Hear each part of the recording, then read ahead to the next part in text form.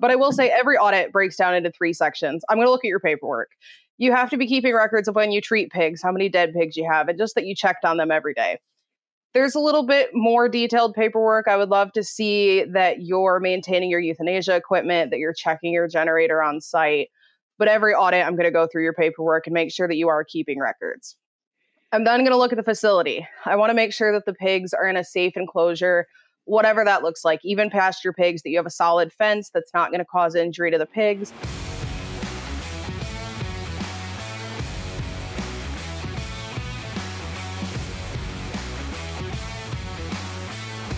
So welcome everybody to the Swine Canada podcast. I am Danny Columbus and I'll be your host for today's episode.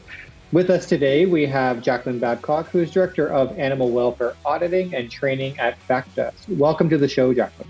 Thank you. So like he said, my name is Jacquelyn Babcock. I work for FACTA, which stands for Farm Animal Care Training and Auditing. I've been with FACTA about 6.5 years and I've been the director for 3. What we do is third-party animal welfare audits. That looks like a lot of different things to a lot of different people, but I like to tell people that we go on farm to look at the farmers and the animals that are on farm to make sure that they're doing what they're supposed to be doing. That might not always look like what the consumer thinks that it looks like, but ideally that means at an absolute minimum, the animals are cared for, have food and water and a safe environment, and have adequate space and resources to perform the 5 freedoms and their daily functions of life. In the swine industry specifically, the majority of what we do are common swine industry audits, which are obviously put out by National Pork Board. We perform between 500 and 600 of those audits a year across a variety of different packers and producers and people who request us to complete those audits. All major packers in the US require that their producers audit some percentage of those facilities, ranging between 10 and 30% of all of their facilities are audited with that CSIA every year. We also audit for American Humane, and obviously that's a higher standard of animal welfare than just the common swine industry audit that's used across the swine community and swine producers. And we also audit for California Proposition 12, which requires all pork meat going into the state of California be audited. And the majority being that they are not kept in gestation crates and have 24 square feet of space per sow. Yeah, so obviously, welfare auditing and making sure that pigs are raised properly is very important for social license. Beyond just the benefits that we have for the pigs and making sure that they're raised properly. You mentioned a little bit, but I think we can delve a little bit more into who specifically has to go through the audit. And then you mentioned like different standards that you're auditing for. So I'm just wondering, like, how is it decided what standard? Is that the company or what goes into that decision? So as far as what standard we're auditing against, it is the company that's making that decision generally. We are just the third party. So American Humane is the certifier. We are the company that goes out third party on their behalf. So we're only going out to do that audit if we're requested to do so. And auditing for American Humane gets you that logo on the product, and that gives them a label claim that can be made. As far as I said, every other producer in the United States basically is required to audit some percentage of their facilities. And so those audits are requested by the packer. And so there's plenty of packers, Smithfield, Triumph, Seaboard Foods. They all require that some percentage of their producers are audited on an annual basis. And generally they provide a list or a minimum requirement of facilities that have to be visited in a year. And it's generally a random selection or whoever hasn't been audited recently. And we're going out on behalf of that packer to visit those facilities. Yeah. So is there like a minimum or a maximum time between audits that would come into play, right? If a facility hasn't been audited in, say, like 3 years, then they're due, or is it? So that really depends on the requirement. So California Prop 12 requires every single year I'm on that facility. I am there once every 12 months without fail, no exemptions. American Humane requires once every 3 years. Same thing, no exemptions. I'm at every facility once every 3 years at a minimum. As far as the other packers go, it's kind of up there to their discretion a little bit more of how often they require their facilities to be audited. Yeah. Okay, so big question. What does an audit look like? What are the producers expecting when you come knocking on their door? Yeah, absolutely. So the first thing is always a phone call, despite my personal opinion that we should do more unannounced audits. Everything is announced right now. So everything is you're going to get a phone call from me ahead of time being, "Hey, you're scheduled for an audit this year." Everybody knows the audits are coming. So hey, I'm coming out to your facility this year. When is a good time to set that up? And so at that point, we'll make sure to discuss biosecurity. How long do you want down from other swine facilities? Do you have concerns with international visits? Do you have concerns with me visiting poultry or any of the other type of facility? So the producer does have the ability to control that ahead of time. And so we'll schedule at a date, and absolutely nothing is not provided to the producer ahead of time. You can have a full checklist exactly of what I'm going to be looking at ahead of time. I provide it before every single audit. You will know every single question, every piece of paperwork that I will be asking for ahead of time. This is not a pop quiz. You have noticed that I'm coming, and I provide you all of the information ahead of time. You laugh, but it's really surprising how many people are completely surprised by how many things are on the audit. You sent it to them, but they didn't open up the attachment. Right. Or they chose not to read it or missed a page or something happened. Right. Yeah. So I'll go over the common swine industry audit just because that's the most common. But I will say every audit breaks down into 3 sections. I'm going to look at your paperwork. You have to be keeping records of when you treat pigs, how many dead pigs you have, and just that you checked on them every day. There's a little bit more detailed paperwork. I would love to see that you're maintaining your euthanasia equipment, that you're checking your generator on site. But every audit, I'm going to go through your paperwork and make sure that you are keeping records. I'm then going to look at the facility. I want to make sure that the pigs are in a safe enclosure, whatever that looks like. Even pasture pigs, that you have a solid fence that's not going to cause injury to the pigs. If they're inside, that your gating's in good repair. There's good flooring. You don't have holes in the flooring. The pigs aren't slipping on the flooring. And then I'm going to look at the pigs themselves. I'm not a veterinarian. I'm not evaluating detailed information about every pig, but just a very basic overview.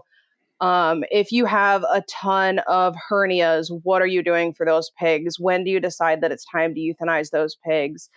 Do you have shoulder sores, tail bites, things like that? And if you have them, what are you doing to maintain a high level of animal welfare and animal care of those pigs? Do you separate them? And again, at what point do you euthanize those animals? Yeah. So you mentioned very briefly that some people are surprised by what is going to be expected. So assuming they're reading and they know that you're coming and they can prepare, what can they be doing to prepare for an audit? So like I said, I send you the whole checklist ahead of time. So if you go through there and if you want to make a happy auditor, go through that checklist and make sure that you have all your SOPs or standing operating procedures, right? Make sure that you have a full record of if I walk into the barn in the morning, I make sure that all the pigs have feed, they have water, that all the pigs get up, that they're all healthy. And if they're not, if you have a feed problem, what would you do? Have an SOP detailing what to do in case of those problems. In case of treatment, how do you euthanize pigs? Detail that procedure for me. So if you want a happy auditor, write those SOPs in the audit order that it asks for so that I can go down my checklist and I'm not having to jump around. Don't get me wrong, I would say all my auditors have it memorized. We're more than happy to go through in whatever order makes sense for your operation. But if you really want a happy auditor, put it in the order that the audit calls for. But that audit's going to tell you exactly what SOPs you have to have, what's included in them. So really on the common swine industry audit, the one that's very detailed is the biosecurity SOP. So you have to have how visitors and employees enter the facility, how you're maintaining rodent populations, and how you're maintaining the facility to ensure that we're not bringing diseases in. And so having that SOP with all of the parts, the audit tells you exactly how to do that, and you have to have it on site.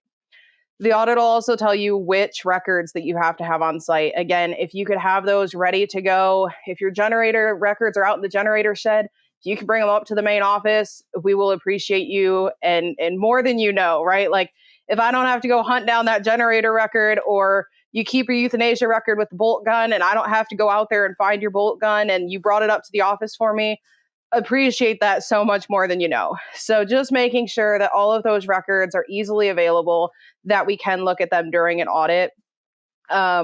Additionally, if you let me know your procedures ahead of time, if you're a shower-in facility or if you need me to bring coveralls and booties, letting me know as much information ahead of time as you possibly can, especially on a big sow farm. I mean, if you tell me how many sows are in crates versus pens, just that I have an idea of what I'm going to be doing during the audit, incredibly helpful prior to an audit. Yeah, I think that it all makes sense to me. But like you said, you can tell people you're coming and they still might not necessarily look at these things, but definitely something to consider. And it's even people who have been through an audit multiple times. Mhm. Fall is by far the most difficult time of year because I have companies that they know that they will be audited every single year. They're big enough that you guarantee you will have an audit every single year. But somehow it is the middle of October and they'll be like, oh, hey, I forgot I have to be audited this year. Can I get on the schedule? How did you forget that you have to get on the schedule? It is October. This occurs every year. So again, you want a happy auditor, get on the schedule early in the year. If you want, I mean, I have a lot of guys who also crop on the side. So if you want between harvest and planting and you want to be in those couple of months where crop farmers are a little bit slower, I recommend you get on the calendar a little bit sooner because obviously I have a lot of people that are like, oh my gosh, if you could fit me in between planting and harvest, that'd be great. Just remember that all your other producers feel the same way. Yeah, they all want to get in at the same time. So right. So if you want to work during those times, get on the schedule sooner. It is incredibly helpful, and we can get you on the schedule, and everybody knows when we're coming, and we're all on the same page then. Yeah. So I would be interested in like all the audits that you've been doing and that you know about, right? Are there common issues that seem to crop up that you would recommend that producers continue to look into? I think that there's a lot of new things coming for audits. We're at a place, especially in the United States, where even outside of the swine industry, we're seeing the same thing in the poultry industry, that we're really moving away from crates, away from cages. And just making sure that you're open to new ideas is really important. I would say the people that are going to be audited, you're either going to keep the paperwork or you're not. You either care about those points on the audit or you don't.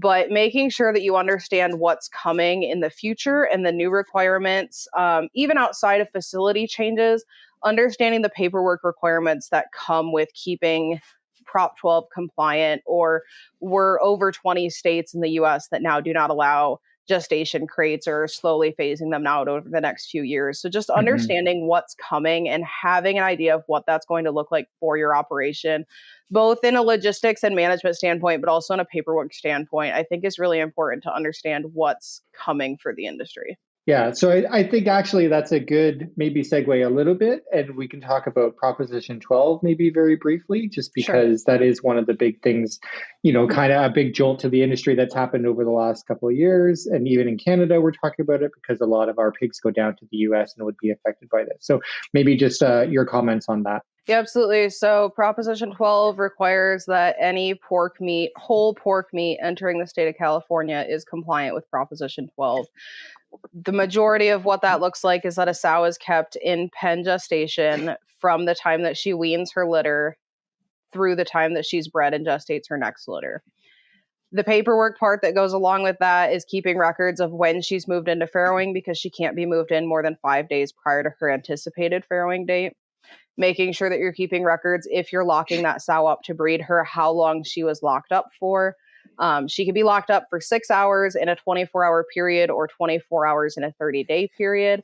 All of this is available on CDFA's website, or feel free to reach out to any of the auditing companies, because I know it's a lot of information that I could rattle off the top of my head, but it's very detailed information. It's just when you spend every day of your life looking at it, it's much easier to remember.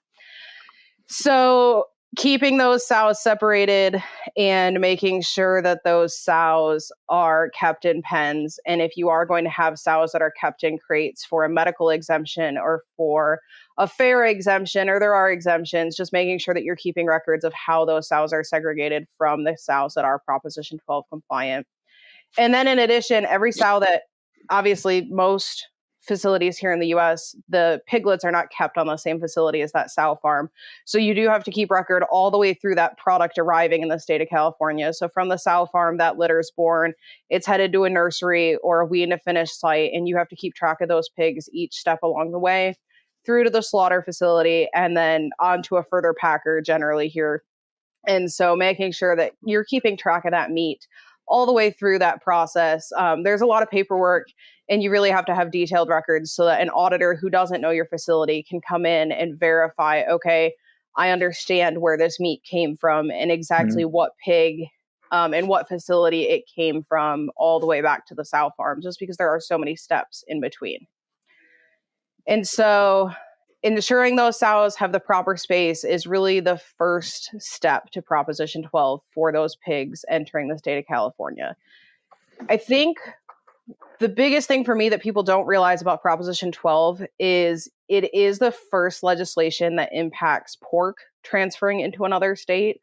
But at this time, Colorado also has the same legislation for laying hens entering the state of Colorado, starting in 2 months here at the beginning of 2025. And it's my understanding they are mostly compliant with that.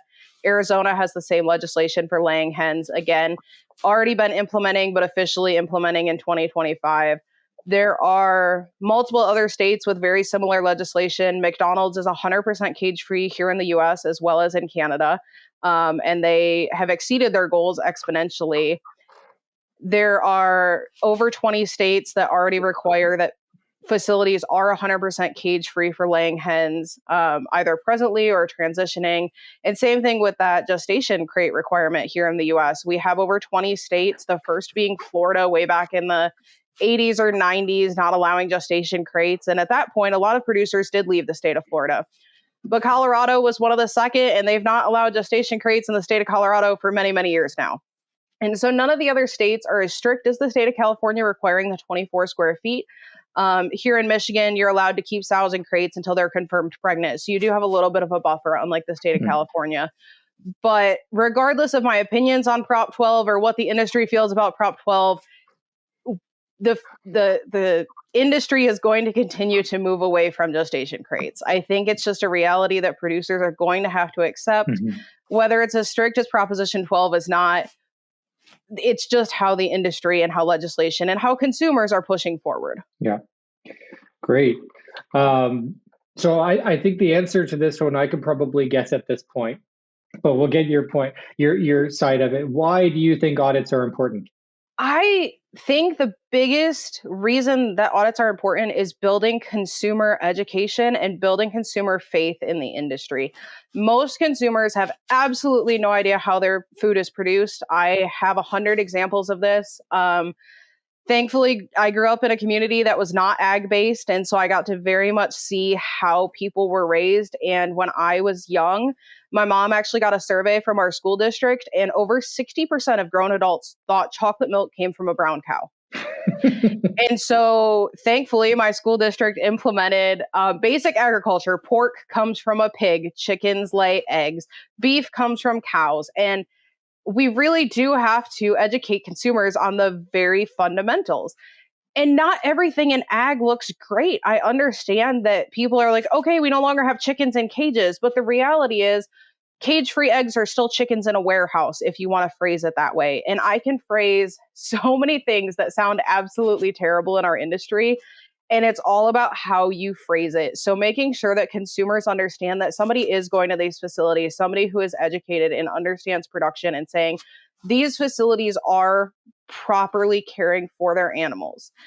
And giving consumers that reassurance so that they do understand what's going on in the industry. Again, I married into a family who is very far removed from agriculture. And I was at the store with my father-in-law, and the chicken breasts at the store were very large. And he goes, oh my gosh, these birds must be given steroids and hormones to grow bigger. And I was like, no, sir. Nope. We've not done that in almost 50 years here in the United States. It's literally on the package. There's a saying on the package that birds are not allowed to be raised with hormones and steroids in the United States. And he's like, well, that must just not be true, or they must have another way of doing it. And I'm like, nope, that's genetic selection. It's not anything else. It is just selecting genetics for birds. And so I really think that if we could use audits and explain to consumers how many audits are occurring, it would be extremely beneficial to bridging that gap between production and consumers and where their food comes from. Yeah, I think beyond educating too, it strikes me, one of the things that I hear all the time about the pork industry specifically is that we're very closed off, right? You can't see anything. It's not like you driving down the road, country road, and the cows are out there grazing and that, right? So they have no opportunity to see what's going on at all, right? So this provides that opportunity to kind of, like you said, to let them know what's going on. And I think that's also because you're third party, you're not seen as that, industry shill. You're not big ag, so maybe having a little bit more faith in that. I also think it would be huge if industries, even within the animal ag sector, would speak to one another.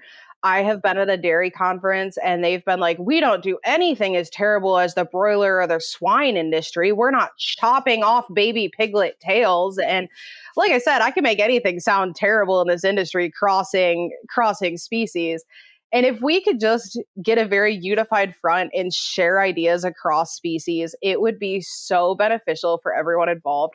I've seen some of the best loadouts I've ever seen at beef facilities, and I've begged hog producers to install them because so if you're pulling up to a finisher and the trailer meets the chute, you basically hope that your trailer guy backs in straight enough and that there's not a gap there. And some people will put down a board or a mat, but you're really hoping for the best, right?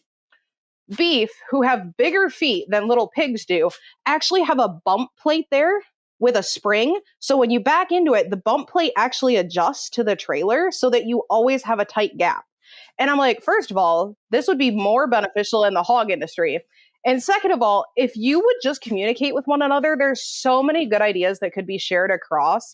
If we can't even reach across the table and talk to people in other protein sectors, how do we think we're going to educate consumers on what we're doing and build confidence in the proteins that we're creating if we can't speak within our own industry?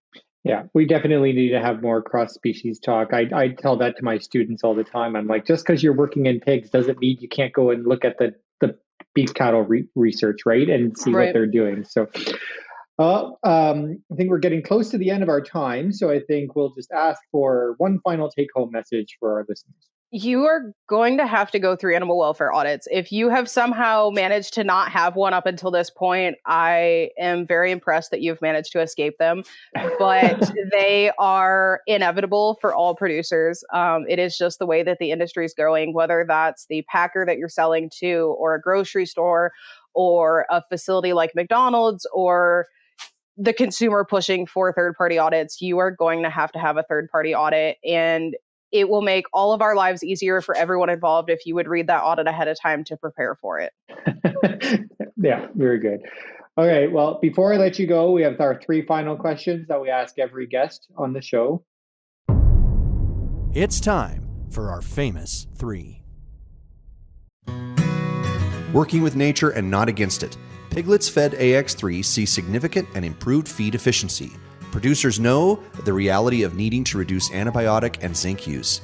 AX3 Digest is a highly digestible novel protein that promotes improved in-barn performance, piglet health, and minimizes the need for zinc in the diet. For more information, visit www.protecta.com. That's www.protecta.com. Our first question is, what is your favorite swine-related resource? National Pork Board here in the US is a huge resource, especially for audits and all things. Thankfully, they provide literally every form that you could need for how to build an SOP to how to create different records. They have all of those forms and templates on their website, and it's just invaluable how much education and resources available through National Pork Board. Okay. So our next question then is a favorite book or resource outside of pigs and agriculture.